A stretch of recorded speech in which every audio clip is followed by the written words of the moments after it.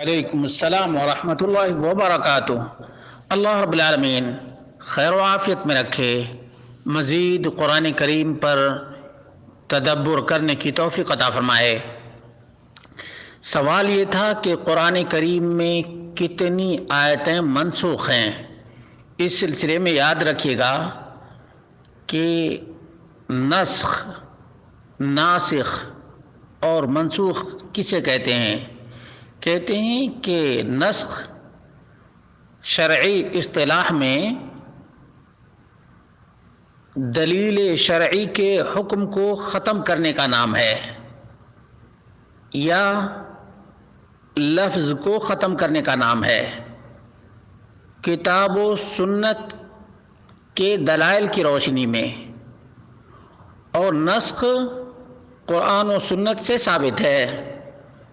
چنانچہ اللہ رب العالمین نے فرمایا ما ننسخ من آیت او ننسها نأتی بخیر منها او مثلها الم تعلم ان اللہ علی کل شیء قدیر، سورۃ البقرہ آیت نمبر 106۔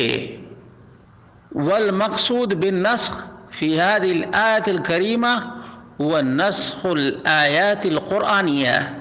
اس آیت میں جو ما ننسخ من آیا ہے، اس سے مقصود یہ ہے کہ آیات قرآنیہ کو اللہ رب العالمین منسوخ کر دیتا ہے۔ وَإِذَا بَدَّلْنَا آیَةً مَكَانَ آیَةٍ وَاللَّهُ أَعْلَمُ بِمَا يُنَزِّلُ قَالُوا إِنَّمَا أَنْتَ مُفْتَرٍ بَلْ أَكْثَرُهُمْ لَا يَعْلَمُونَ، سورۃ النحل آیت نمبر 101۔ اللہ رب العالمین نے فرمایا کہ جب ہم ایک آیت کے بدلے دوسری آیت لاتے ہیں، اور اللہ رب العالمین بہتر جانتا ہے کیا نازل کرنا ہے کیا نہیں۔ کفار کہتے ہیں کہ نبی کریم صلی اللہ علیہ وسلم افتراء پردازی کرتے ہیں، اور سبب یہ ہے کہ یہ جاہل لوگ ہیں، بل اکثرهم لا يعلمون۔ اسی طرح سے قتادہ کا بیان ہے ہوا كقوله تعالی ما ننسخ من آیت او ننسها، سورۃ البقرہ کی آیت نمبر 106۔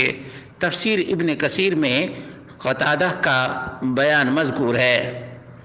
اسی طرح سے علامہ ابن عبد البر نے کہا الناسخ والمنسوخ انما یکونان فی الاوامر والنواہی من الکتاب والسنہ۔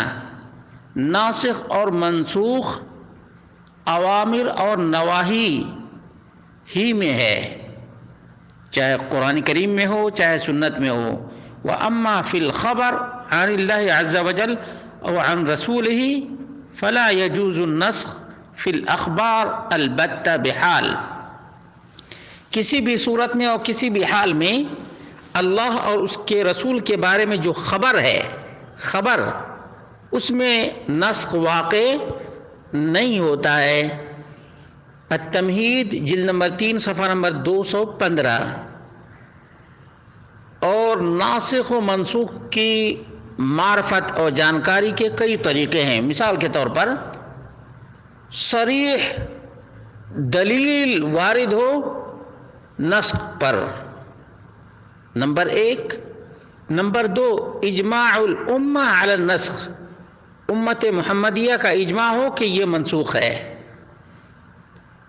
اور امت پوری کی پوری ضلالت پر اکٹھی نہیں ہو سکتی ہے۔ نمبر 3، تصریح الصحابی بالنسخ، صحابی صراحت کے ساتھ بیان کرے کہ یہ حکم منسوخ ہو گیا ہے۔ نمبر 4، معرفت التاریخ، تاریخ کی معرفت ہو جائے۔ فالمتأخر ينسخ المتقدم، بعد والا حکم پہلے والے حکم کو منسوخ کر دیتا ہے، یعنی بعد والا ناسخ اور پہلے والا منسوخ ہو جاتا ہے۔ جب دونوں دلیلوں کو یکجا کرنا یا دونوں دلیلوں میں تطبیق دینا ممکن نہ رہے تو ایسا ہوتا ہے۔ النقل الصریح عن النبی صلی اللہ علیہ وسلم، صریح نبی کریم صلی اللہ علیہ وسلم کی دلیل ہو یا صحابی کی واضح ترین صراحت ہو، اس کی مثال یوں لیجئے، اللہ کے رسول صلی اللہ علیہ وسلم نے فرمایا کنت نہیتکم عن زیارت القبور الا فزوروها، یہ صحیح مسلم کی حدیث ہے، میں نے تم لوگوں کو قبروں کی زیارت سے منع کیا تھا، آگاہ رہو اب قبروں کی زیارت کیا کرو۔ دیکھا اس میں پہلا حکم بعد والے حکم کے ذریعے سے منسوخ ہو گیا۔ صحابی سے منقول ہونے کی جو صورت ہے وہ دیکھ لیجئے، انس بن مالک رضی اللہ عنہ کا بیان ہے کہ بئر معونہ کا جو واقعہ پیش آیا، اس سلسلے میں قرآن کریم کے اندر آیت نازل ہوئی، پھر وہ آیت منسوخ ہو گئی۔ آیت کیا تھی؟ بلغوا عنا قومنا ان قد لقینا ربنا فرضی عنا ورضینا عنہ، صحیح بخاری کی یہ روایت ہے۔ اب جہاں تک آیات کی بات ہے تو یاد رکھے گا اس سلسلے میں تحدید کے ساتھ بعض علماء نے جو ناسخ اور منسوخ پر کتابیں لکھی ہیں، انہوں نے 14، بعض نے 19 اور بعض نے 9 آیتیں ذکر کی ہیں کہ 9 آیتیں قرآن کریم کی منسوخ ہیں۔ کہتے ہیں کہ ڈاکٹر عبداللہ بن محمد الامین الشنقیطی کی کتاب ہے الآیات المنسوخہ فی القرآن الکریم،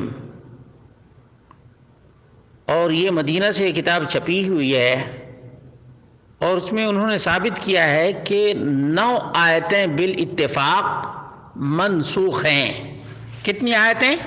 آپ کا سوال تھا کہ کتنی آیتیں منسوخ ہیں، تو اتفاقی طور پر 9 آیتیں منسوخ ہیں، باقی بعض آیتوں کے سلسلے میں اختلاف ہے کہ یہ منسوخ ہیں یا نہیں۔ اور یاد رکھیے گا قرآن کریم میں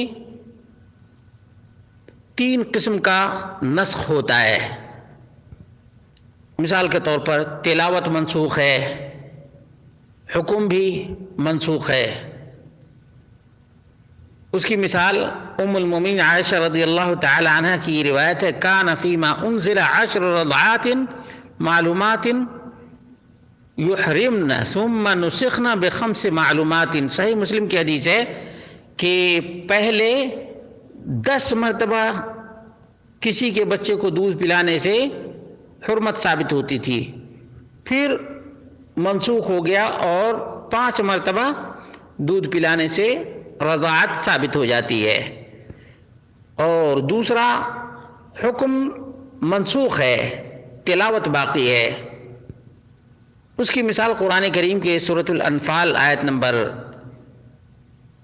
66 ہے، الآن خفف اللہ عنکم وعلم ان فیکم ضعفا فإن یکن منکم 100 صابرة یغلبوا 200 وإن یکن منکم 1000 یغلبوا 2000 بإذن اللہ واللہ مع الصابرین۔ تو اس طرح سے اللہ رب العالمین نے پہلے کے حکم کو دوسرے حکم کے ذریعے سے منسوخ کر دیا۔ اور تیسرا یہ ہے کہ تلاوت منسوخ ہے، حکم باقی ہے، جیسے ثم نسخنا ب5 معلومات فإن تحدید الرضاع المحرم ب5 رضعات ثابت حکما لا تلاوتا۔ تلاوت تو ختم ہو گئی لیکن 5 مرتبہ دودھ پلانے سے رضاعت ثابت ہو جاتی ہے۔ تو یہ چند قسمیں اس سلسلے میں تھیں جن کو واضح کیا گیا۔ اللہ رب العالمین سے دعا ہے اللہ رب العالمین ہم سب کو قرآن و سنت پر عمل پیرا ہونے کی توفیق عطا فرمائے۔ بعض معلومات اس سلسلے میں یہ بھی یاد رکھیں کہ اللہ رب العالمین کسی حکم کو منسوخ کرتا ہے تو بندے کے فائدے کے لیے کرتا ہے، آسانی کے لیے کرتا ہے۔ اللہ رب العالمین ان آسانیوں سے فائدہ اٹھانے کی توفیق عطا فرمائے۔